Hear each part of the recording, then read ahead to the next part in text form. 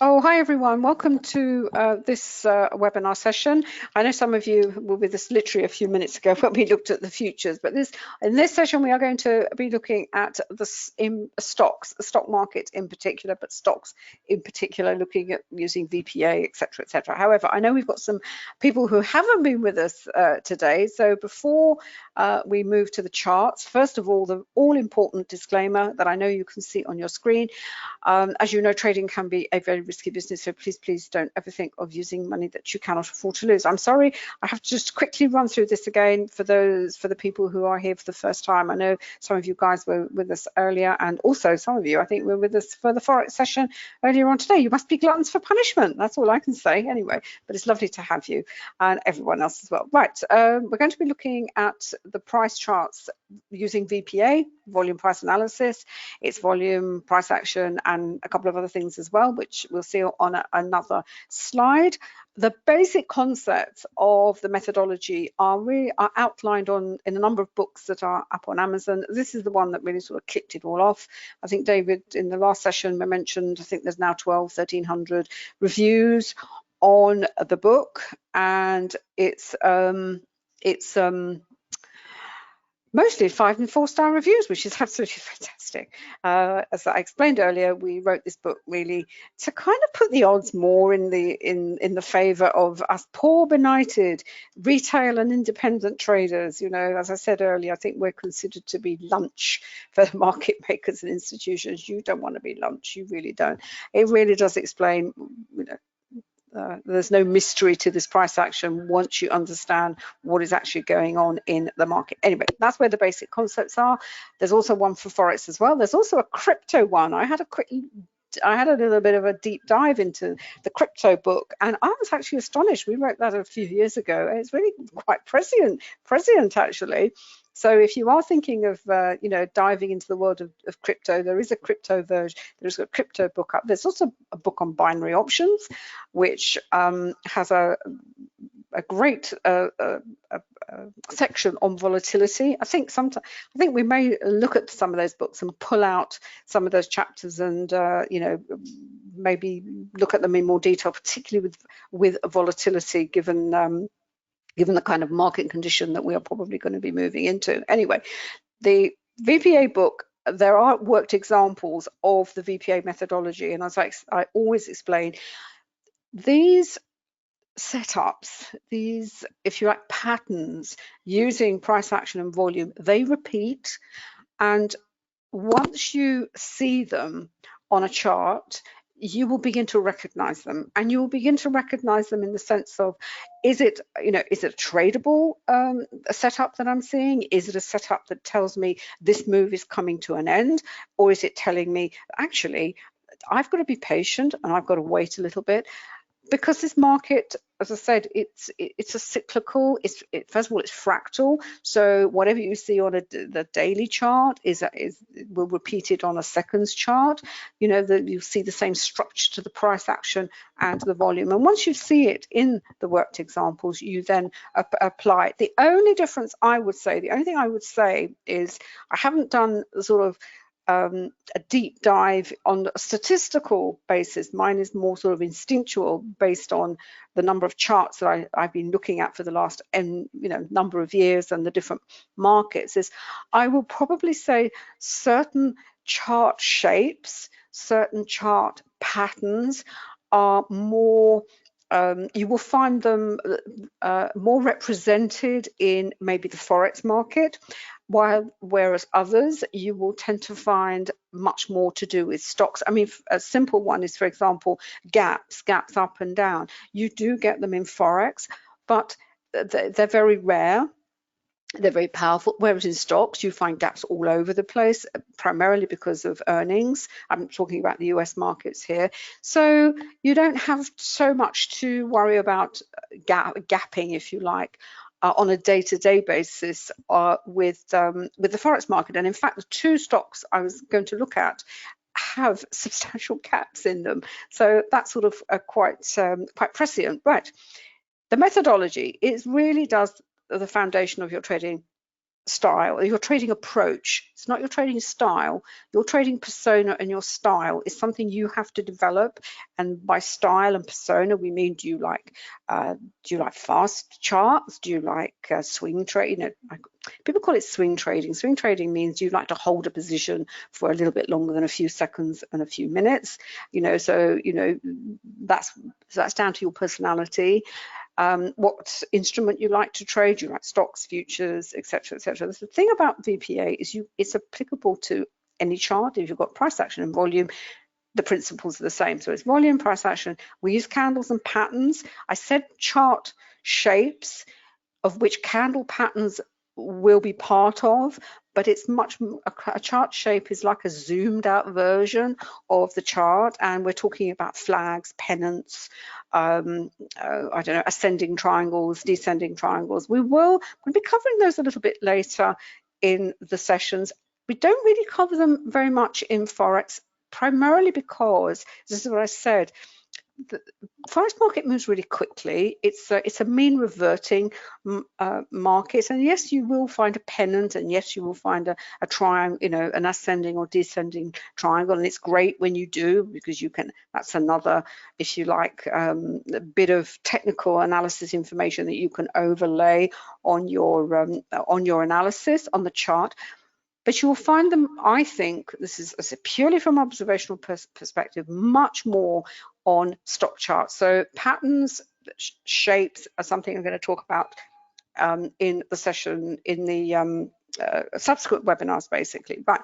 And the last is support and resistance. We've really focused on support and resistance in the two previous sessions, particularly with regard to looking at SNR, how you define it, and how you use it to perhaps re-enter a very strong trend. And we use price-based support and resistance, and we use volume-based. And on top of that, we then add our indicators of choice. We have the ones that come on with your platform. We call them secondary, not because they're second best, it's because the primary is VPA. This is secondary. We also have proprietary ones, which are our own. And on top of that, we have time meaning multiple time frames, time in the broadest sense of the word. Right, that's what I'm going to say on that. Just bear with me a second.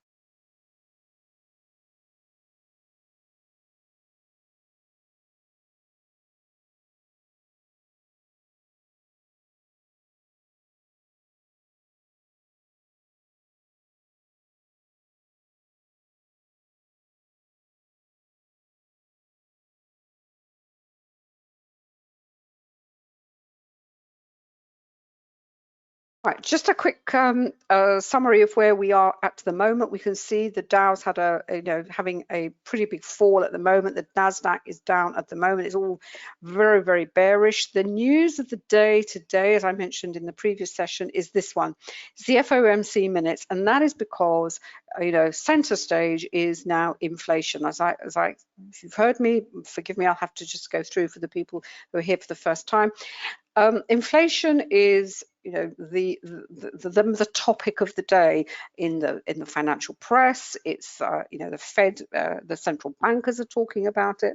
And as I explained, what you and I mean by inflation isn't necessarily what the central banks consider to be significant or important to their decision making. They don't think it. I'm not saying they don't think it's important. It's to their decision making. Their view of their decision about the interest rates will be made on not the kind of metrics that you and I have. You and I go to the store, we buy our food, the food prices I have my shopping delivered, and every week I order pretty much the same thing, and every week the price is going up. So clearly there is inflation. I mean, if you buy the same things every week and the price is going up, something is going on. There's all sorts of reasons for it.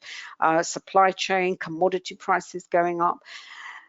This background information, you think, well, what's that got to do with stocks? First of all, when you are day trading stocks, or even thinking of investing in stocks, your stock is going to be moving against the background of what is going on, first of all, on the indices, and also against the broader fundamental landscape in terms of releases and, you know, what the business cycle, the economic cycle. So you have to kind of, your education is not just a chart-based education, an analysis-based education. You've got to start to incorporate what is going on in the broader market, because this narrative that is going on at the moment may impact the stock that you have been looking at from a technical perspective and think, oh, that looks like a good one, but it could be, if it's going to have, you know, it could be heavily impacted and influenced by what is going on in the broader market. Right, that's all I'm going to say at the moment. You can catch up on my other bits and pieces by, you know, just listen to the introduction to what I said in the other two webinars. We do, one thing we do is we never say the same things in the same way in each webinar. We do try and make this as interesting as possible for you, as well as being, you know, an education for you. And don't forget, we may be talking about stocks, we may be talking about futures, we may be talking about forex, but everything we share with you is applicable. It's, you know, you should see it as part of your general financial education, because the more educated you are about what is going on around you, it will protect you, and you can profit from it, but also protect your loved ones and your friends. Now, in the previous sessions, we've been going through how we look at choosing, selecting. I've got two stocks that I am going to have a look at. One is AHT, because we've had a narrative for AHT for the last 3 or 4 sessions, and the other one I've chosen today is Wells Fargo, and it hasn't really come up on my market beat. So, and the reason I chose Wells Fargo is, if you remember, we've been looking at sectors, because we looked at, well, where do you start? You know, you've got, this is like a, you know, this is, so imagine you don't have a preferred set of stocks that you want to look to trade. Where do you start? Well, you have to do a kind of top down.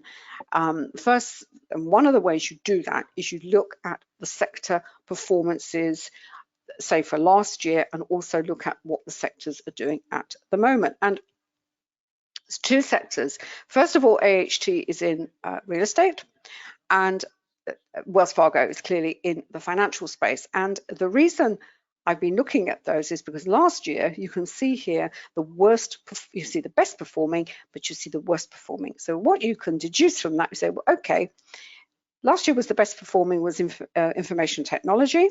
That's the tech stocks, and we know who they are. They're the Apples, the Facebooks, etc., etc. And in fact, you can see it was the best performing sector last year. Oh, not quite as well as 2019, but it's pretty much, you know, you can see where it's been there. So maybe this year is the year that it is going to, you know, offer a shortable trading opportunity, and it has.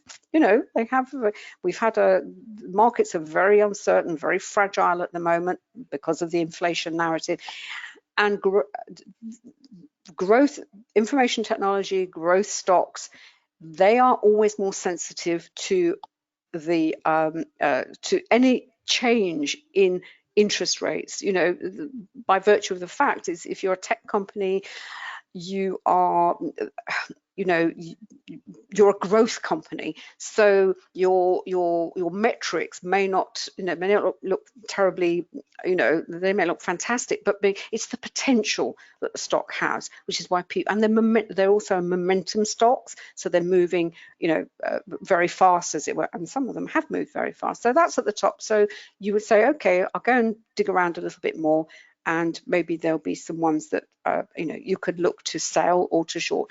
But the other way to look at it is look at the bottom and say, well, there's energy. Poor old energy is down, you know, really being beaten down. It's last year was probably its worst performing year. It's minus 33.7. And then we've got real estate, and then we've got financial. And financials are the one that really come into their own when you have a change in interest rates. As I've said before, the banks, financial institutions, they make their money on interest rates, you know, what they charge you for borrowing money. So if interest rates are going to go up, inflation is going up, the chances are they will rise as well. And banks make their money on mergers and acquisitions, etc., etc.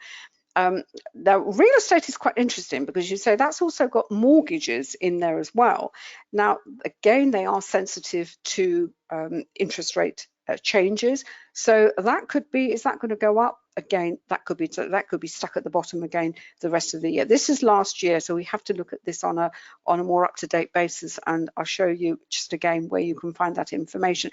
And then you've got energy. Now, energy is quite interesting. Energy is obviously utilities, and they are, you know, I know they've had a really rough time. They also come into the sort of value stocks in the sense that they're quite staid, they're quite boring.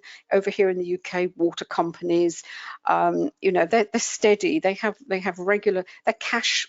Most of them are cash cows, but they're not as sexy or as dramatic as the, you know, the tech stocks. But it could be that, you know, with the change in the inflation narrative, they are going to come into their own. So this is a novel. Now, what I also found, which is great, I'm now down to using 2 free websites. This is FinViz. FinViz, there is a paid version, but there's also a free version, and they seem to have put on this wonderful heat map of. I have to disable my ad blocker. Just bear with me a second. That's it. That's fine. Here we are. And it's if you like heat maps and you like sort of strong visuals, what it does, it tells you within the technology who they are, you know, what's been falling, what's been rising. As I said, this is the financial, this is the banks diversified. Then you've got the individual, but it's just a way to really play around and really get a feel for what we mean by sectors, how sectors are you know, put together, as it were. And you know, this is the one that a lot of day traders like to look at, which is the biotech. The you know, the penny stocks will be in there. These are the really highly volatile ones, but it's just, again, it's just part and parcel of your education. But I think FinViz is great. Now, what they also do, FinViz, which is, because the other thing is, well, how can I choose something, you know, based on pattern? And I have to say, I haven't yet found, other than looking at it from a visual perspective, just flicking through the chart itself. Now, this is the sector, and you can see here what it's doing at the moment. Is it in a trend higher? This is get back to chart shape. Is it in a congestion? It's just a quick look.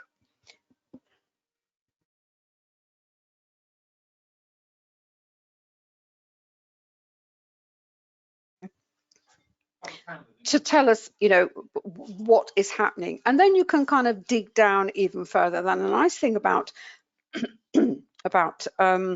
FinViz is that it does actually pull up the individual stocks themselves. Now, this isn't a particular sector, but you would do exactly the same.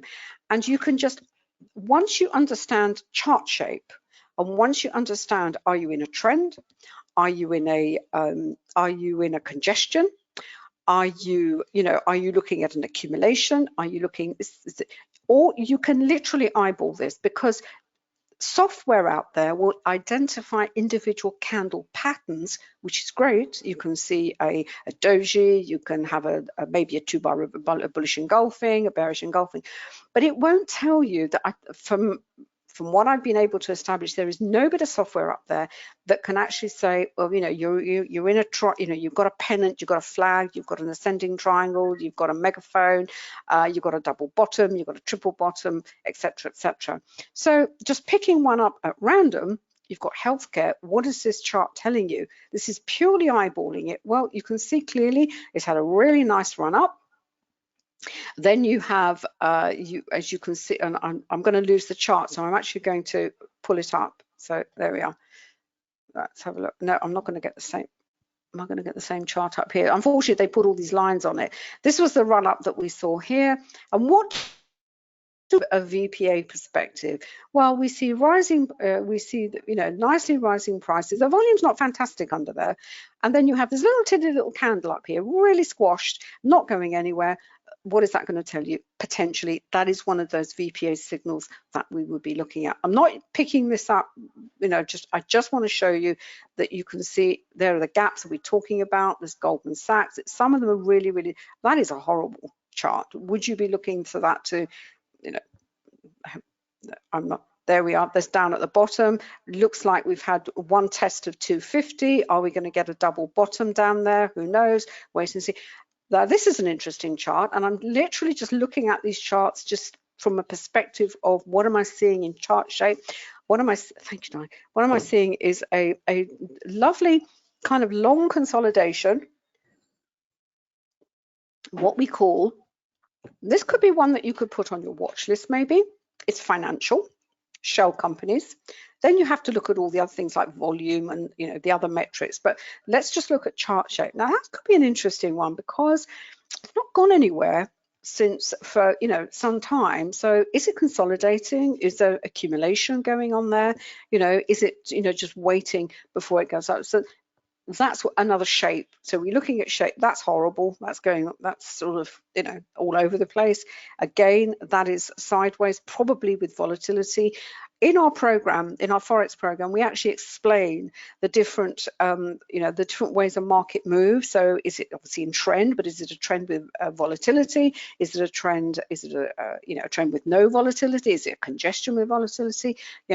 That's where your basic knowledge starts, as it were. Right, so FinViz, very, very interesting. Now let's bring it right down to what we're going to look at the moment. The other one was, we looked at Fidelity. This will give you the top performers. If you pay, I think you have to be a client, but there's enough free stuff for you to go and dig around and understand, look at performances and look at the they do it from an investment perspective, but just see what's what are the 10 performing. This is the energy sector. So if we go into financials here, let's have a look. Where are we? Financials, here we are. Let's look at banks. Because if you look at where's it gone? There we are. If you look at the way you should approach this as well is looking at these charts, but not necessarily because you want to trade them, but they just add to your body of knowledge. Right. Now we're going to go back to AHT. The other site I use is Market Beat, and I just want to, I said the nice thing about Market Beat, I haven't signed up to them yet. I still use their free version. It's probably what I'm minded to do, for the simple reason that you do get all this information that I've explained before.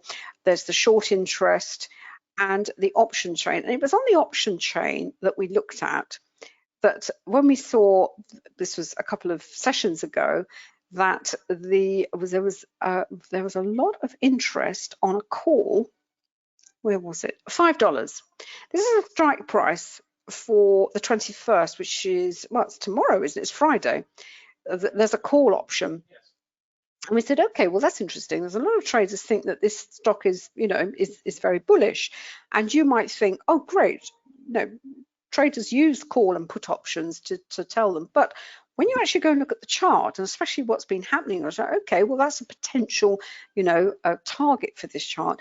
Without VPA and without, understanding the support and resistance and looking at the chart, the patterns and what have you, I don't think it's going to get there. But it's just another bit of information that day traders use. Now, what I haven't appreciated, I hadn't really looked, is on the profile. Let's have a look.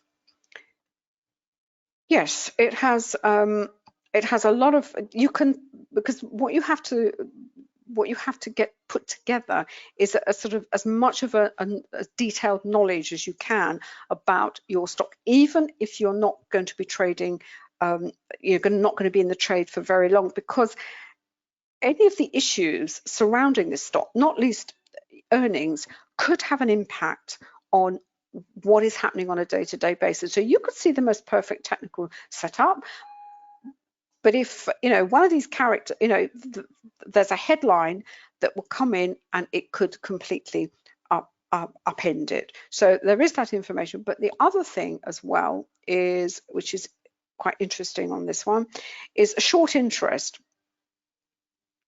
Right. Now, was it short interest on this one? That's quite interesting on this one. No, it's not on this one. There's something else. I've just found something for you that you might want to know about short interest and understanding it a little bit more. So while I was looking for that, which I can't seem to find where I've actually located that on my multiple tabs, there is another bit of information I'd like to suggest that you follow up on. Now I follow this guy on Twitter. His name's Ilo, don't ask me to pronounce his surname, Duzaniski, but he's a really nice guy, not least because he's a dog owner and he's just bought a St. Bernard, so it's really massive. He has a paid service, but he also has a free resource which he runs through Twitter. And the thing with shorted stocks is actually finding up-to-date information, because I don't think the SEC can, don't think they have to, they kind of report twice a month. So it's not a, you know, you can't necessarily find information on a daily basis. He's done it for you. He has as I said, he's got a paid service, which isn't an awful lot of money. So if shorting stocks or looking for stocks that are heavily shorted that would have the potential for a short squeeze, which is what happened with the GameStop, you really ought to follow this guy. I think he's really a nice guy. This is a picture of his dog.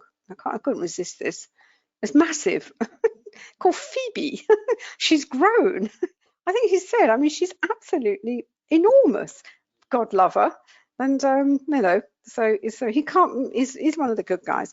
Anyway, and he will take, you know, questions. And what he has is, so this is costs, whoever it is. So the short interest is 12 million. It's 0.65 of the shares shorted. It's actually 20% of the float. He has his own metrics as well, by the way, that he does.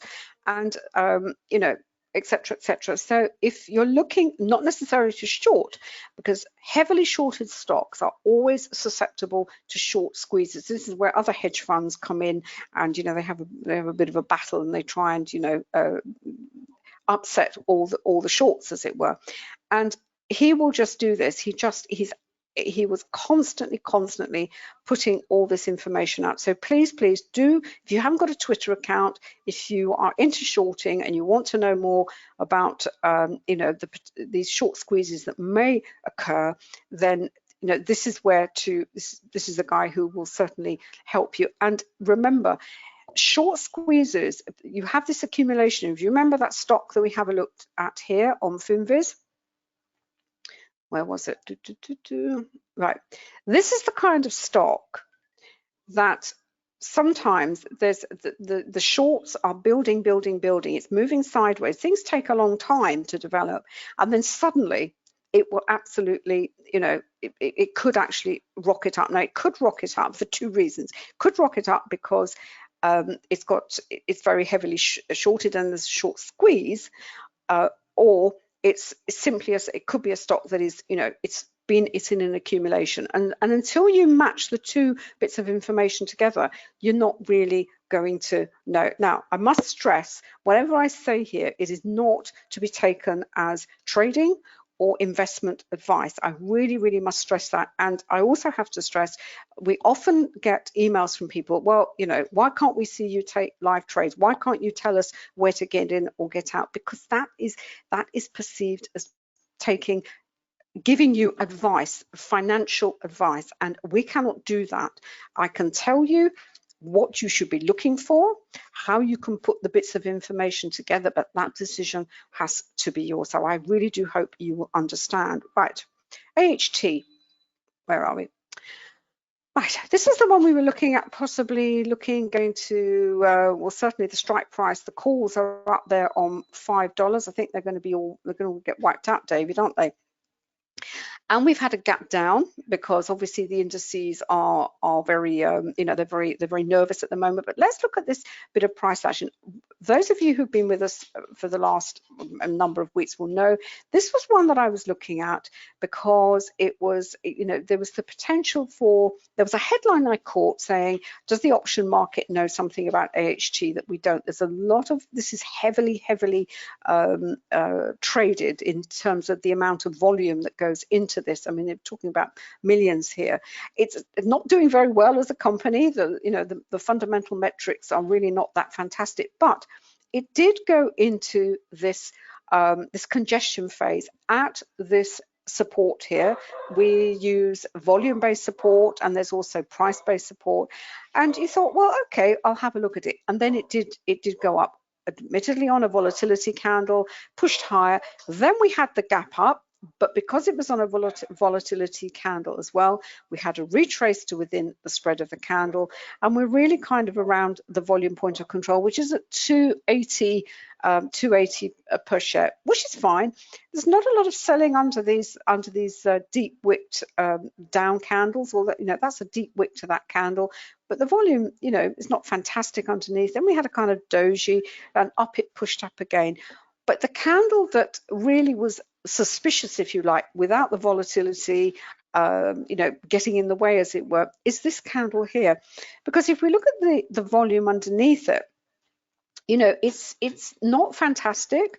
Plus, it hit this resistance here, which we can see on the accumulation, which is price-based resistance, and we are in volume-based resistance. This is on the daily chart. So you're looking at that. Then yesterday's candle, and you think, do you know what, there is weakness. Now that weakness has also been helped along by what is happening in the broader market, and this is where we now have to look at these levels to see whether is that going to make another effort back to the R4.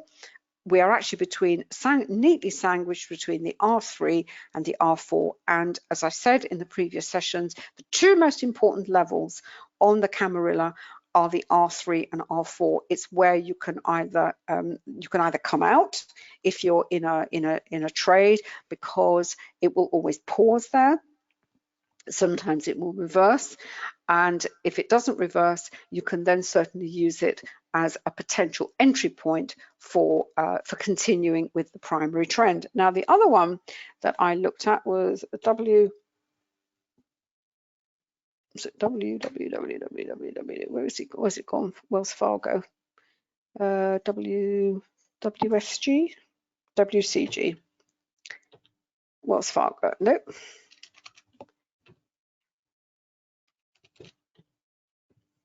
Wells Fargo. WFC. Sorry about that. And this is very interesting. Right. Wells Fargo. Financial been moving really nicely higher. As I said, this is on a daily, but you know, you would have the same conversation with yourself whether it's a 5-minute chart, a 10-minute chart, an hourly or a daily chart. And the reason I picked this one up, first of all, it's in the financials, and we can see it's already had a really nice run up, but it's actually stopped on the R4 of our Camarilla, so it actually got through the R3 on the daily. We then put in a two, this is when I say about candle patterns, so it went up and then we had a 2-bar reversal. When you see 2-bar reversals are can be extremely powerful, and especially when they are, you know, you have a decent amount of volume underneath it. But the interesting thing about this stock is it gets down to the news, because apparently Warren Buffett has sold a great chunk of his holding in this stock that he has held since 1989. So, and if you look at the chart since 1989, it's been all over the place, because it's obviously, you had the 2008 great financial crash in there as well. So he has had a bit of a roller coaster on this. I believe the reason he sold it was because there's been some scandal with in Wells Fargo to do with their banking operations. But looking at it from a VPA perspective, and perhaps looking, you know, having all this information came out a few days ago basically, but you would look at the chart, putting together that, you know, with what you can see, you have this perfect two-bar reversals. Two-bar reversals, as I said, work very, very well. If you overlay them, what you get is you get a shooting star. It didn't actually today. I would have expected that this gap down today, because it's very heavily bearish at the moment. My expectation would be to get down to the S3. It didn't. It's actually gone down to the S4 and back into this volume support area, this congestion phase. And I just think it's one of those that, as I said, you've got sector growth, and there's no reason, and you've got the inflation narrative, but it's been impacted by news, if you like, news outside of, not just technical news, basically. And this is the gap down. Now, back on the 5-minute, if you look at these three candles, this is yesterday's close, you've actually got falling prices and rising volume. So even looking at that, what your expectation is, the chances are, okay, maybe not such a dramatic fall, but certainly, bearish, simply because of the amount of selling that came in at the end of the session. Right, I think today's the last day I'm actually going to do sectors and resources and what have you. So if to catch up, just go back onto YouTube, and there's all sorts of stuff on there about the kind of day information you can find out there, because what we want to move on to, want to have a look more at chart shape and chart pattern, look at these particular shapes and patterns that we see on the charts, and see how we can apply them to the stocks that we want to trade. And then the final bit of this, which will be sometime in the future, is we always said we would actually going to put that together on the faster time frame, but looking at the order flow and also time and sales. But this is the kind of base, if you like, a foundation, if you like, for what you need to know to be even before you begin to start, and the places where you can learn about it. Right, just bear with me. David, I'm just going to kick myself off this one. Is that okay? No, it's fine. I know you're on TradingView. Where are we? I should turn myself. Hi everybody, sorry, we're just switching data feeds, but don't actually need it at the moment because I've got TradeStation. I've also got TradingView as well, which I really just wanted to show you. So yeah, don't worry about it, Lang. Don't worry, it's fine. It's fine. I had this up earlier on. This is the NQ, and really just to give a perspective on what's been going on so far today. If you were with us with the previous webinar, I was talking about the opportunity of a potential reversal of a move higher from somewhere through 60 up to 80, which was this move here. Got through there, absolutely fine. Now we've got the reversal coming in again to the downside. There's a lot of sideways price action, purely because right now, clearly, we have the FOMC coming up later on, and there is a lot of uncertainty and indecision. But what I really wanted to show you was that in the context of TradingView, because we don't actually spend a lot of time on TradingView, and TradingView is a really neat platform for lots of different reasons, not least because you can use it independently of device. So you can run it on, I do a lot of recordings on Mac, so you can run it on Mac. Because it's browser based, it's fantastic. So you're not tied to Windows. It means you can use the indicators. They're not Windows based anymore. It's just a great platform. And one of the great things about it is that if you're involved in stock trading, intraday or longer term, there's a huge amount of information. I've got a watch list down here. I've got various things on here. Bitcoin's having a bit of a torrid day today. It's down at 35,000 at the moment. But if you're on stocks, one of the cool things with this chart, this is on Apple, by the way. This is up here, is double APL. I've got it on the 1 minute time frame. This was the huge surge in volume, and the stock is desperately trying to break through to 124. It cannot. You can see how many times it's been tested.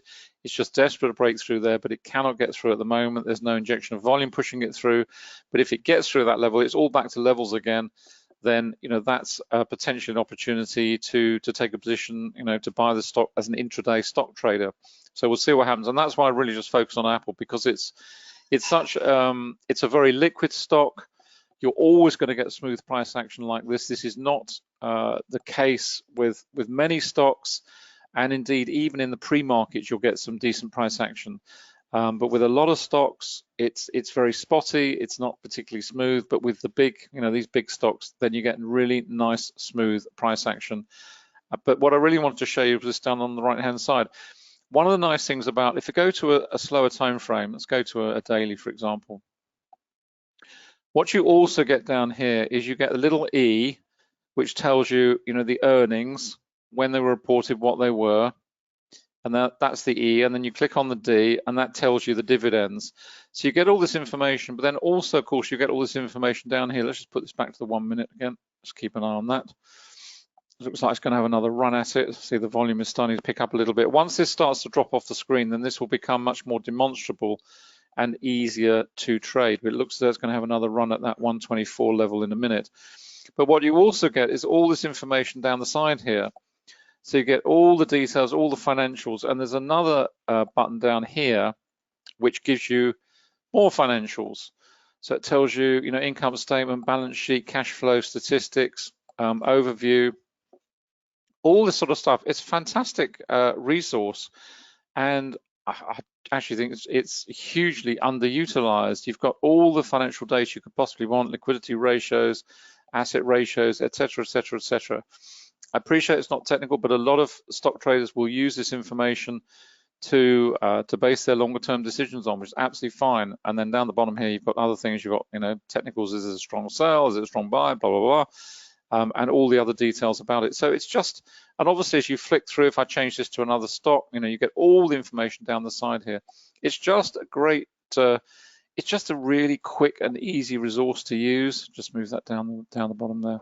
So if you're not familiar with TradingView, have a look at it. It's a really, really cool platform. You've got lots of different chart layouts up here. You can choose, you can select all the sort of different time frames, layouts, whatever. And it's just a really nice way. And as you can see, you've got volume on here as well. Just waiting for this to actually clear away. In fact, I'll probably do it myself. Just enlarge it a little bit. There we are. Probably a bit too big now. Let's go back one. There we go. Just wait for that to go naturally.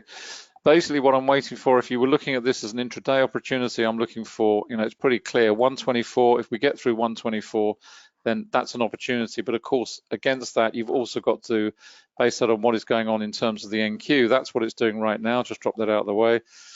Move that over here. Pop that up full size again in a minute.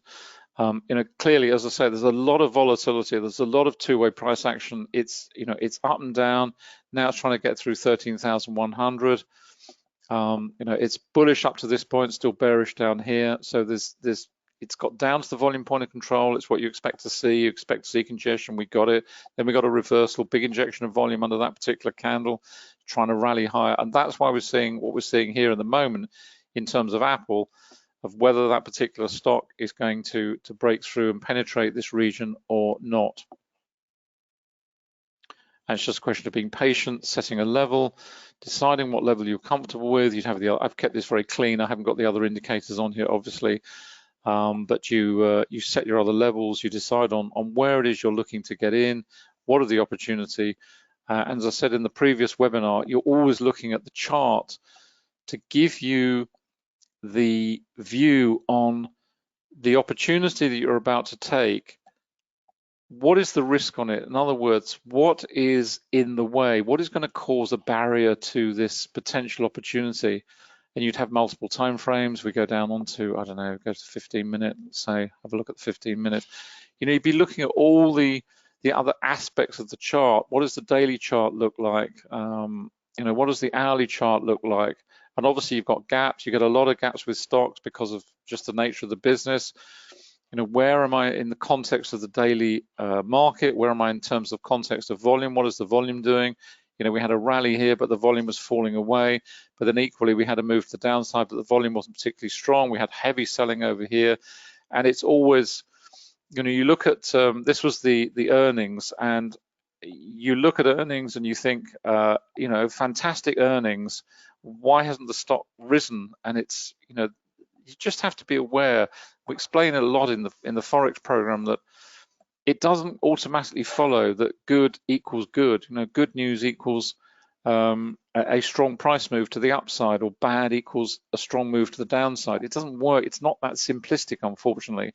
It's all about context and whether, if good news is good, is it as good as was expected or not quite as good as expected? If it's bad news, perhaps it wasn't quite as bad as expected, so it's actually a positive rather than a negative. You have to factor all that into it. I'm just going to hop back on because we're just starting to hit that 124. Let me just go back onto the 1 minute again. There we go. Okay, now we're starting to hop up through there, which is nice, through 124. So if that holds there on the 1 minute, then we've got a decent potential platform of support, you know, just eyeballing it across this line that we're trading at around 124. Hold on a minute, I'm just going to switch off for a moment. Sorry, I had a frog in my throat. Just coming back down on to test it again, 123.98. So, you know, where are you going to jump in? You're going to jump in at 124 on the nail, or are you going to go in at 124.02 or 03, 04? What is it? You know, where are you going to go? Decent volume under that particular last candle. So, you know, volume and price are in agreement, which is fine. It's all good. Tiny little wick to the upper body, but, you know, not a huge, great wick to suggest you've got heavy selling in there. Just got to wait and be patient. It's all about patience. Wait for this to close above a decent way away. And people say, well, how far is you know, how do you wait for 124? 10, 5, 8, 15? Where do you wait for? I can't give you that information. All I can say is that you have to decide, once the market breaks away, where is the comfortable level. But the nice thing with trading, this sort of style of trading, because again, this is sort of breakaway, breakout trading, if you like, you have got, once you break away, you've got a huge amount of price action in here, which is going to act as a support platform. It's going to act as a buffer. So even if the price breaks back down and comes to retest this level, then you've got a huge amount of price action in the way. Now, clearly this is a 1 minute. You'd be looking at slower time frames, because as always, a slower time frame will trump whatever you have on a faster time frame, purely because it has the weight of time behind it. That is the nature of the business. That's a universal trading concept. Whatever you're looking at in a slower time frame chart will carry more weight than in a faster time frame, because it has time. The weight of time is carried in there. So whether you're looking at support and resistance, whether you're looking at levels, whether you're looking at volatility, whether you look, whatever it is, that will always be the case. It's having a real struggle at this level, you can see, and it's tested it multiple times now. These volumes are just going to drop off the side of the screen right now. I'm just going to let them go naturally. So we'll actually get a decent, the volume will become more demonstrable. It will increase once that disappears. So, you know, we'll have a better view on the volume profile. Yeah, but it is a super platform. And of course, up here, you can set up your own watch lists. It's not obviously as powerful as Radar Screen, for example, on TradeStation is, but nevertheless, you can have a nice watch list up here of all the stocks that perhaps you've got an eye on. You keep them all up there and you just click on them and it automatically appears over here on the left-hand side. So it's a pretty cool platform, and it's powerful. And they're always developing other add-ons to it as well. And of course, the other thing about it is down the bottom here, just pull it up, just get rid of that trading panel. There we are. These are the brokers that at the moment you can trade direct through the platform. We have the FXCM linked. I could link the TradeStation through to this. Oanda, Global Prime. I'm not familiar with Global Prime Capital. I know of Saxo, obviously Saxo Bank. And these are added to all the time as well. So it's a very simple process. Once you've got a live account, then you just link it through on the app, you put your details in and links automatically, and then you just trade off the screen. It's very quick, it's very easy, and it's a very intuitive platform as well. The trading panel is really nice because it gives everything there, all the sorts of orders you could want, plus your stop losses, everything else. And it's just very quick and easy to do. Let's just see if this is going to break through here or not. I'm still hovering around. I'll just drop that out of the way. I'll just go and see what's going on in terms of the Nasdaq. Nasdaq's still trying to break through 13.1. Looks as though it's going to have another run at it. Yeah, there we go. So the Nasdaq is pretty positive at the moment. You can see it down here. This is what I said earlier on. The power of radar screen on TradeStation is really this, because you have this visual. It's almost like a visual waterfall of blue. So the trend here is rippling through the 1, 2, 3, 4, 5 down onto 10, out of the 15 in terms of trend monitor here. And those are the trends, and that's doing the same sort of thing. So you've got this waterfall effect of what is going on in terms of sentiment. It always starts with the fastest, and it'll ripple through, and you just get this great visual representation. Let me just see if I can get the they should link. There we go. Okay, now it is.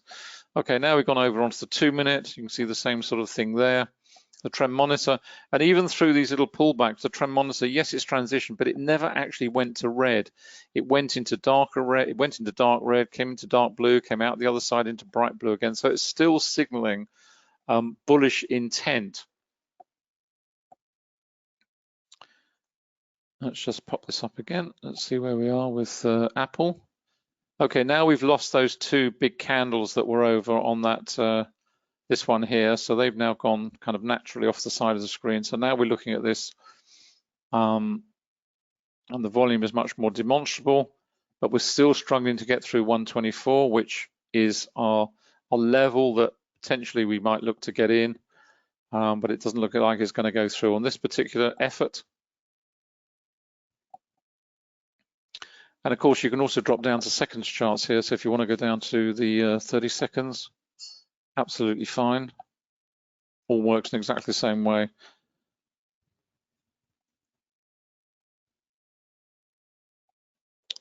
You can go down to 15, or you can go down to 1 second. Well, not, I would advise it. But 15 seconds is the lowest one that I use personally. But some people might be horrified by that. Let's go back to the 1 minute. There we are.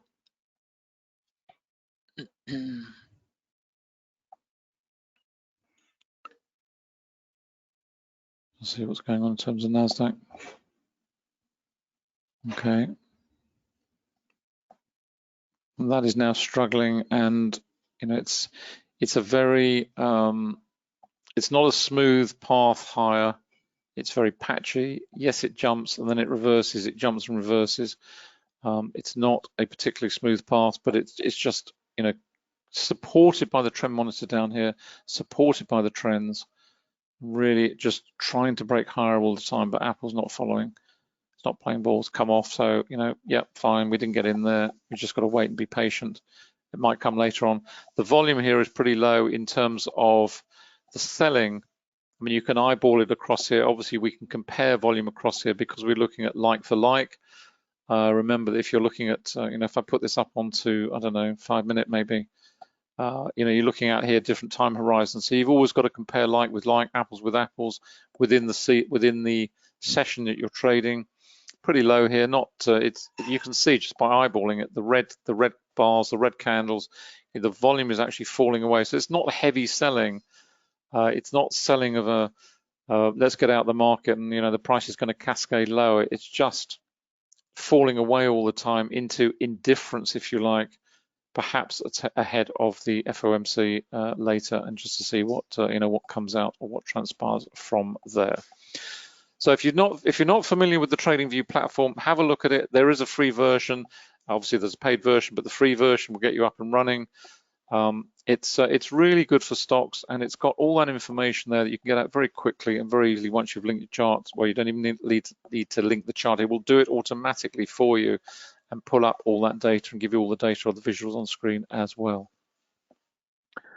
So I hope you've enjoyed this particular session. Just make sure there aren't any other questions. No, that's good. We will be back next week. Let me just pop that out of the way, show you where all the bits and pieces are. We just move that over there. That's that. There we go. Not sure what I've got under here. Here we are. Has that Anna's site? That's where you'll find all the latest posts, analysis, and links to all the various sites. All the books up on Amazon. This is where you'll find all the indicators for TradingView, TradeStation, Ninja, and MT45. If you have the full package for TradingView, then you will get all the new indicators that are coming across very soon. They'll be added automatically to your full package, so don't worry, it'll be done for you. That's all at quantumtrading.com, and then of course the Forex Education Program, which you'll find over at Quantum Trading Education, complete Forex trading program, and of course the funded trading program as well, which is bolted alongside. And a lot of traders wonder, trading stocks, why should I look at the Forex market? Because the Forex market is the kingpin around which everything revolves, for one simple reason. When you're moving assets from one class to another, at some point they have to be converted to cash. And cash is king, and that's where it's reflected. That's why the Forex market sits at the heart of everything, because it is the gateway through which everything else passes and reveals sentiment in all the currency pairs. That's why it's so important. And indeed, on the program, we have a lot of stock traders now who've come on board for that particular reason, because they understand the importance of relational analysis as well. Hope you've enjoyed that particular webinar. Enjoy the rest of the trading session. The Apple's decided not to go through that level. Is now trading at 123 spot 54. So, that was a good call not to jump in there, and it's selling off quite sharply. It's a nice trade to the downside as well. So enjoy the rest of the trading day. We will be back next week. Thanks very much indeed for coming along today. Hope you've enjoyed it. Hope you found it useful, and we will see you soon. Bye for now.